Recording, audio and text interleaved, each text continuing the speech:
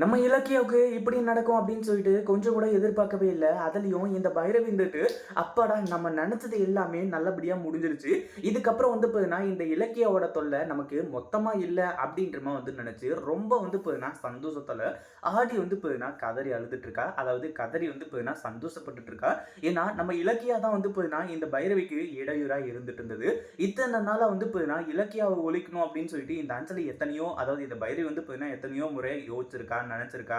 அதுவும் பிளான் கூட வந்து பார்த்தீங்கன்னா பண்ணியிருக்கா. அப்பல்லாம் செயல்படுத்த முடியாதது இப்போ வந்து பார்த்தீங்கன்னா செயல்படுத்தி முடிச்சிடறா. அதுவும் நம்ம இலக்கியா கிட்ட இருக்க அந்த வீடியோ எவிடன்ஸ் வந்து பார்த்தீங்கன்னா டெலீட் பண்ண முடியாமவும், அது மட்டும் இல்லாம அந்த வீடியோ எவிடன்ஸ் அந்த இலக்கியாவோடயே போகட்டும் அப்படின்றமோ வந்து சொல்லிதான் இப்போ இந்த மாதிரி பிளான் பண்ணி நம்ம இலக்கியாவை ஒரு ஆக்ஷன்ல வந்து பார்த்தீங்கன்னா இப்படி சிக்க வச்சிருக்காங்க.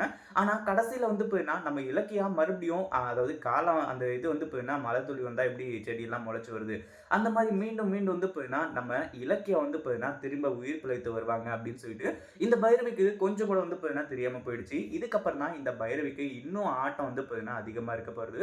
அதுக்கு முன்னாடி என்ன பிளான் நடக்குது அப்படின்னு சொல்லிட்டு பார்க்கறதுக்கு முன்னாடி இப்பதான் நம்ம சேனலுக்கு ஃபர்ஸ்ட் டைம் வரீங்க அப்படின்னா கீழே இருக்க சப்ஸ்கிரைப் பட்டனை ப்ரெஸ் பண்ணிக்கோங்க. இப்போ நம்ம கௌதமும் இலக்கியாவும் வந்துட்டு இந்த வீட்டை விட்டு வெளியே போறதுக்கு முடிவு பண்ணாங்க இல்லையா. அப்பவும் இந்த பைரவி கிட்ட போயிட்டு வந்து பார்த்தீங்கன்னா அந்த ஒரு வீடியோவை காட்டி என்ன வெளியே போக விட மாட்டியா அப்படின்றமா வந்து சொல்லி கடைசியில கௌதம் கூட அனுப்பிச்சு வைக்க சொல்றாங்க. அந்த பைரவி வந்து போயினா சிரிச்சுக்கிட்டு சிரிப்பா உன் பொண்டாட்டி கூட வந்து போயினா நீ அவுட்டிங் டேட்டிங் எங்க வேணாலும் போயிட்டு வா அப்படின்றமா வந்து சொல்லி இந்த பைரவியும் வந்து போயினா இப்போ அனுப்பிச்சு விட்டுறாங்க. கடைசியில பைரவிக்கு வந்து போயினா அதாவது அவளோட வாய் மட்டும்தான் வந்து பார்த்தீங்கன்னா இப்படி சொல்லிக்கிட்டு இருக்கு. ஆனா, இப்போ அவளோட மூளை, அவளோட இதயம் என்னென்ன பார்ட்ஸ் இருக்கோ அது எல்லாமே வந்து பார்த்தீங்கன்னா, இலக்கியாவ எப்படி முடிச்சு கட்டுறது அப்படின்ற ஒண்ண மட்டும் தான் வந்து பார்த்தீங்கன்னா திங்க் பண்ணிக்கிட்டு இருக்கு.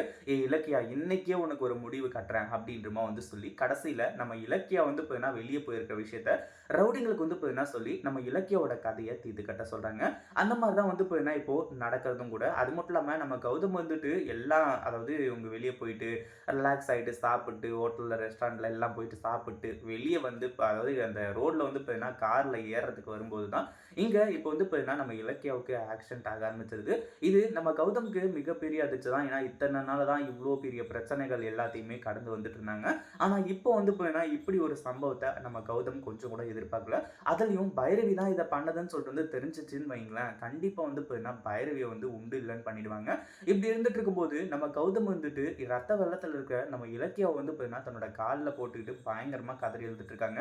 ஆல்மோஸ்ட் நம்ம இலக்கியாவை வந்து பார்த்தீங்கன்னா அவ்வளோதான் கதை முடிஞ்சது அப்படின்ற மாதிரி தான் வந்து நினைச்சிட்டு இருந்தா.